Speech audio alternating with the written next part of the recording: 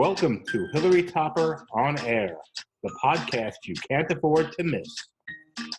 There was a time not long ago when you went to a chiropractor and you just got an adjustment. But today, chiropractors offer so much more. This is Hilary Topper from Hilary Topper On Air. And today I'm talking with Dr. Jeff Poplarski of Sports and Family Chiropractic in Amityville. Dr. Jeff, welcome to the show.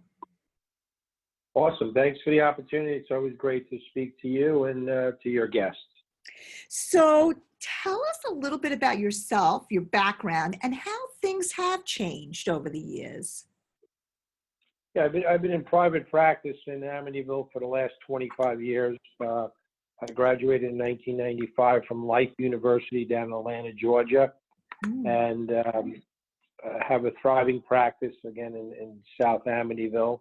And we work with a lot of, we work with a lot of families, but we also work with a lot of athletes too. Mm-hmm. And as you know, the profession, the grassroots understanding of chiropractic was always, the word chiropractic means performing adjustments with your hands only. Mm-hmm. No drugs, no surgeries. We're the largest drugless healthcare providers in the United States. We've been saying no to drugs and try chiropractic way before you even do drugs or surgery. But it has evolved in 25 years. We have a lot of ancillary things we do besides chiropractic to support the chiropractic profession and also wellness. As you know, we have a hyperbaric chamber. We have Normatech, where we do all different types of therapies, including nutrition, to also help that person. So it's not just about getting the chiropractic adjustment, which has been a staple in our profession, but we surround yourself with some other treatments too that accelerate the adjustments, hold the adjustments even longer, and it's just a nice complement to the traditional chiropractic adjustment. So what are some of the common injuries that you typically see in your practice? Yeah, there's been a big shift in injuries, not only just with athletes, but the regular person who's not athletic, who doesn't participate in sports. Due to the advent of everybody using, cell phones and having mobile devices and also being on the computers for a long period of time, the upper extremity seems to be dominating in injuries, whether that's a neck injury, a shoulder injury, or even going down into the hands. Due to the postural distortion of people, the text neck they're talking about now, or the computer neck, it puts all kinds of mechanical forces in the upper body. So the upper body is actually dominating injury in the last 5 years, where traditionally lower back was always the number one injury in the world. Right. But now we're finding a shift where you're seeing more upper extremities because of what I just told you. The activities of daily living, what you do all day, is going to affect your body. If you're on the computer all day or you're texting all day, you're going to have those stresses. If you're a jackhammer person in New York City and you're breaking up concrete, think about those forces, and that's going to transcend to something that's going to bother your body down the line. So what you do for a living, I always ask this to people. What you do for a living is one question I ask, and the other question I ask people is, what do you do for extracurricular activity? So their job, that 8-hour job, is going to dictate what's going to happen to their body and what they do when they get home. If they just go home and get on a couch and just watch TV and have a sedentary lifestyle, well, that's going to dictate their health too. So two important questions we always ask people. So it's really a lifestyle thing too. When you go to when you go to a chiropractor like you, that it's an all holistic approach really to being healthy. Yeah, we always talk about the spokes of life, or the spokes on your bicycle. I know you're a triathlete, and we want to talk about that also. But it's just like the spokes on the bicycle. One spoke would be getting adjusted on a regular basis. Another spoke would have good, nutritional advice or nutritional counseling. So, what you're eating is certainly important. Another spoke, could be the exercise component. Another spoke could be spirituality, like, doing breathing or meditation. So we try to wrap, 7 or 8 spokes around the person to encompass the wellness philosophy. And more people are looking for that, by the way. People are sick of taking medications. You see what's happening in the media. Every day I turn on the TV, there's something about an opioid crisis, a drug crisis. Surgeries, in my business, 50% of back surgeries fail. Most of my patients are actually back surgery rejects that have gone for the surgery, and now it fails, and now they're looking for an option. So we always say that these back surgeries are like potato chips. You just cannot just have one. Seems like you got to have multiple because they fail at an alarming rate. Terrible. So we put these folks around a person, and we put it all together, and it's a great wellness package, and it's about as natural as you possibly could get. Now, you have so many different new techniques. I mean, I know that you are the leader in the chiropractic industry, especially in this area. So tell us a little bit about some of the new techniques that you use to treat patients. Yeah, sure. I mean, there's a very, very hot technique coming out right now called Aldoa, ELDOA, which is this, it looks like yoga, but it looks like exercise, and it has kind of a couple of different modalities encompassed into one. But Aldoa is about stretching the fascia around the muscle. There's a covering around every muscle in the body called the fascia. Even your organs have it. And the way I describe fascia, it's almost like a piece of lettuce on a roast beef hero. Every couple of layers of roast beef, you have a little bit of the fascia like lettuce, and that fascia gets all stuck and gunked up, and you get adhesion. So this Aldoa technique actually releases the fascia. So that's a big one, especially Tiger Woods just won the Masters a few weeks ago, and they asked him how did he come back from all those surgeries, and he let it out of the bag that he's actually doing Aldoa every day. So that's a nice testament for that. So we use Aldoa. We have the hyperbaric chamber, which induces oxygen, hypersaturates your blood with oxygen, and anytime you can get more oxygen into tissue, that's going to be very, very healthy. We've been using Normatex, which are compression boots. You could actually do it for your legs. You could do it for your upper arm, which is an awesome technique for especially endurance athletes like triathlons or triathletes, where you compress the tissue and it gets all the stagnant fluid from the intense workout you did. So we're using that also. We're using kinesio tape, which has been around for a while, but I happen to be a certified kinesio taping elite status, I should say. Kinesio taping elite status. And we've been using taping, which has been a popular modality. So those are some of the things. We try to stay on top of the curve. We try to basically try to get the top of the food chain techniques, and we're always going to seminars and always getting credentialed in something related to sports performance, and that's something we always prided ourselves in our office. So. Now, you talked a little bit about Tiger Woods, and I know that you are the chiropractic, I guess, doctor for the U.S. Open. Can you talk a little bit about that? Yeah, sure. My title actually is Wellness Director for the United States Golf Association at the U.S. Open. So it's more than being a doctor of chiropractic. I actually control 140 assorted healthcare providers at every U.S. Open. So we have chiropractors, massage therapists, acupuncturists, physical therapists, the hyperbaric medicine, cryotherapy, the Normatex, all the things we just discussed in my office we have there. I've been doing that for 15 years. It's actually our 15th anniversary this year, which is going to be at Pebble Beach, California. And that's just really put us to a different level because we've done it for 15 years. We've worked with over 2,000 assorted healthcare providers, which has given us such a knowledge, not only about my profession, but about other professions. And we put together this team, and you could just imagine the planning and organizing related to it.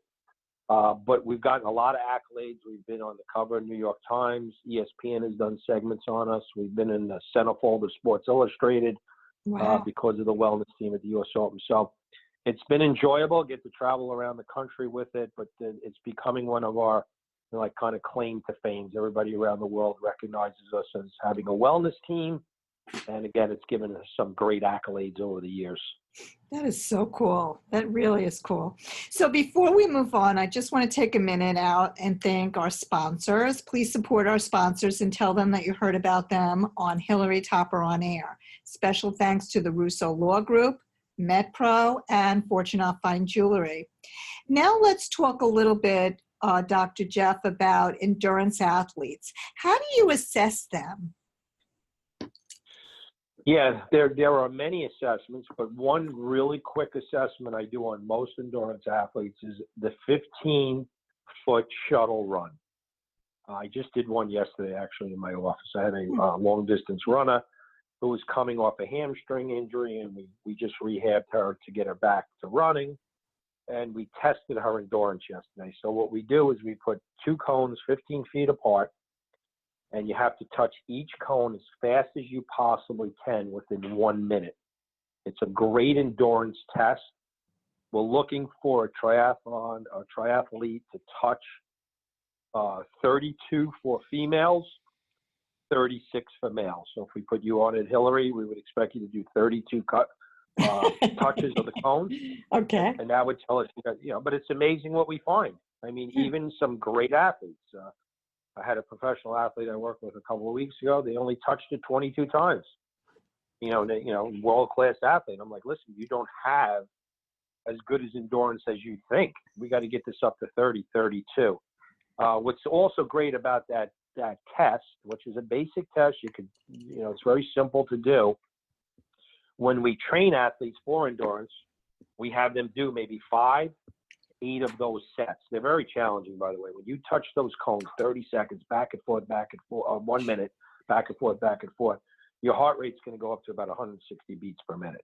Wow. It'll probably be the most intense exercise that you've ever done doing that test. Mm-hmm. But now we do that for training too. And the key to the training for endurance in that environment is you got to give the athlete proper recovery. So we'd shut the athlete down for about 2 minutes, and we'd go do that test again.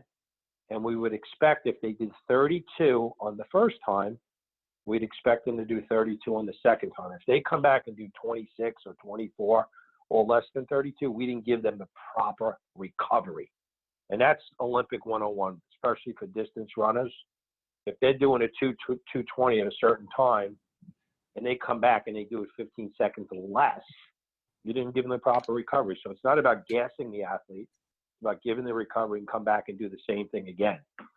So that's just a little quick endurance test that we use. I use it on hockey players, basketball players, runners. We use it on a lot of different people. Wow. Now, how do you build somebody up? I mean, is it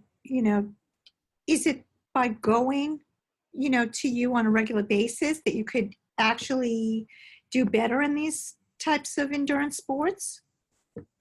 Yeah, of course. Yeah, listen, as you know, discipline and consistency is the name of the game. Yeah. So what we like, we have many, I have 21 different sports performance assessments.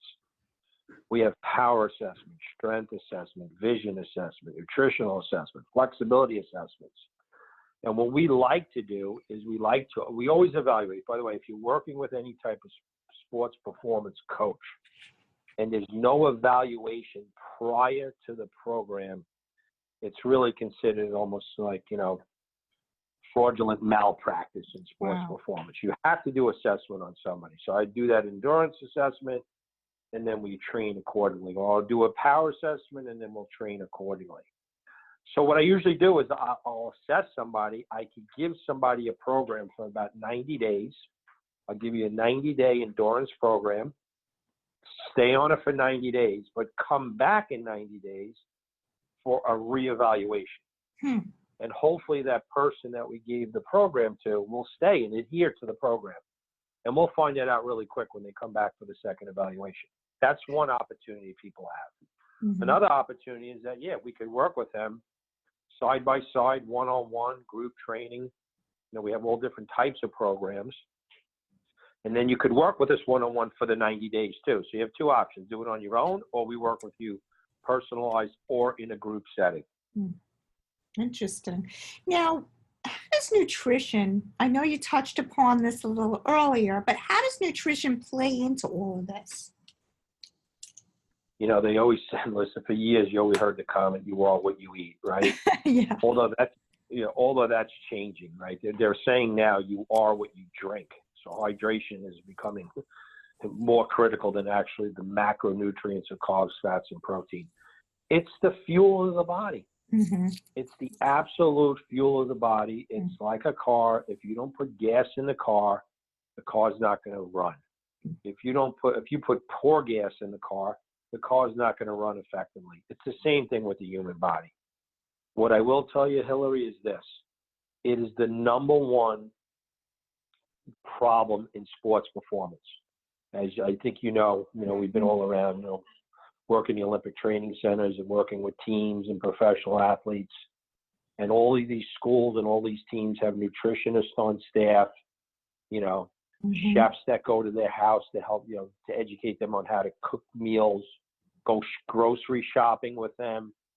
But at the same time, it's available. A lot of people pull back from nutrition and they don't really take advantage of it. So I tell my college athletes, if you want to win a championship, every kid is getting in the gym lifting weights. Every kid is getting some therapy on their body. Every kid is basically working hard, but not every kid is eating right. Mm-hmm. So if you really want to go to the next level in sports performance, nutrition is like the answer. Because I've seen people that are kind of tweetering being a national champ or being a great player, and then they turn their life around and they eat really well, and boom, they get that bump from being really good to being great. It's amazing. So it really, it does make a big difference. Yeah, it's like I said, it's the number one dysfunctional thing going on with a lot of people.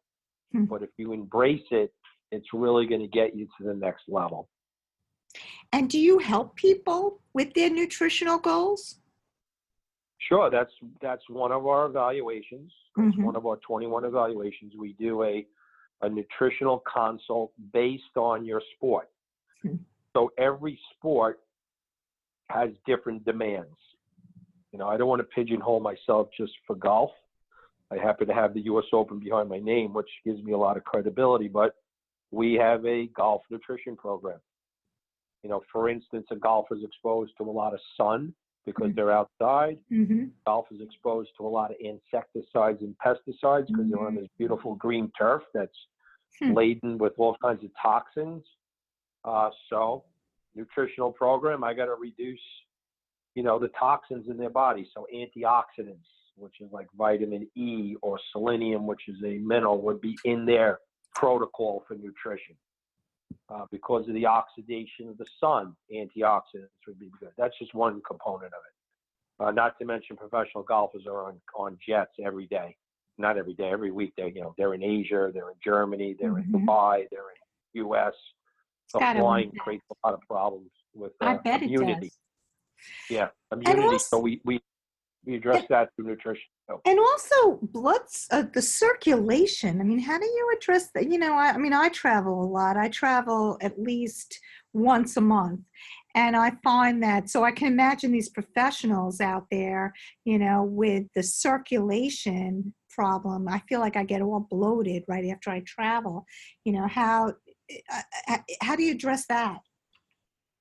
Yeah, that's a great question. I mean, when you go 30,000 feet up in the air, there's a pressure difference than being on sea level. And certainly if you're taking your shoes off on a plane, 6-hour flight to California, you go to put them on at the end, you got that bloatedness in your feet. One of the things, like I just know a couple of basketball programs have used it. Those Normatex, those boots that we were talking about, those compression boots, some teams are using them on long flights to keep that edema. That's called edema, the inflammation or the puffiness, and it reduces that. So two ways to look at it. You could do something actively while you're in the plane. Certainly preparing your body for that travel is important, like hydration is huge, to be hypersaturated with fluids prior to that plane because you're going to get dehydrated in that pressurized cavity. Certainly drinking alcohol would be the worst thing you could do on a flight because that's going to just accelerate the dehydration. And then there's what's called climatization, which basically means if you're going to an event, you shouldn't be pulling up on a plane the day before an event. These Olympic athletes will show up 2-3 weeks prior. Let's just say they're going to Rio and they're flying from Miami. They're going to get down to Rio 2 to 3 weeks before to get used to that environment, which will help to regulate the body too. So I think I was telling you, I covered one of my Olympic training centers covered the 2 weeks that I give them every year. I did the one in, where was it? Colorado Springs. They had a high altitude chamber in there. Very impressive structure. And what that high altitude chamber did was, number one, it could take you from 0 degrees to 120 degrees in that chamber. It could take you to sea level to 30,000 feet, like above sea level. And it could take you from 0% humidity to 100% humidity. And what's real interesting, I got to see USA Volleyball. They were going, I forget where they were going. It might have been India for a championship. The volleyball coach had them training in that high altitude training for a couple of weeks prior to going to wherever their destination was. I don't exactly remember. I know it was a high altitude destination, but they were trying to prepare the body for that. Amazing. For that edema, that inflammation, and that puffiness while you're on a flight, especially when you go to high altitude, they're already accustomed to it. So there are a lot of techniques you could do to reduce that. And we go back to nutrition. Make sure you drink that water is very, very critical. Awesome. Thank you so much. You have an amazing wealth of great information. So Dr. Jeff, tell us how people can get in touch with you and or Sports and Family Chiropractic. Yeah, sure. We have a website, which is Dr. Jeff, Jeff, Poplarski, P as in Peter, POPLARSKI.com. I have a website on there. All my contact information is in there. My email's there, the office phone number. You know, if anybody wants to reach out, I'm always available to answer questions. Obviously, we gravitate to all different types of athletes, and we're just here to help here on Long Island. And, you know, if we could help any of your listeners, then we'd be more than happy to do that. It's great. Well, I'm talking today with Dr. Jeff Poplarski of Sports and Family Chiropractic in Amityville, Long Island. I want to thank you, Jeff, so much for being on the show. I really appreciate your time. I know it's very valuable. I also want to thank our sponsors, the Russo Law Group, MetPro, and Fortunoff Fine Jewelry. And last but not least, I want to thank you, our listeners, for tuning in. If you want more information on this show, visit our website at hilarytopperonair.com, or you can find us on Spotify, iTunes, Google Play, you name it, we're out there. I hope you have a great week, and we'll see you next time.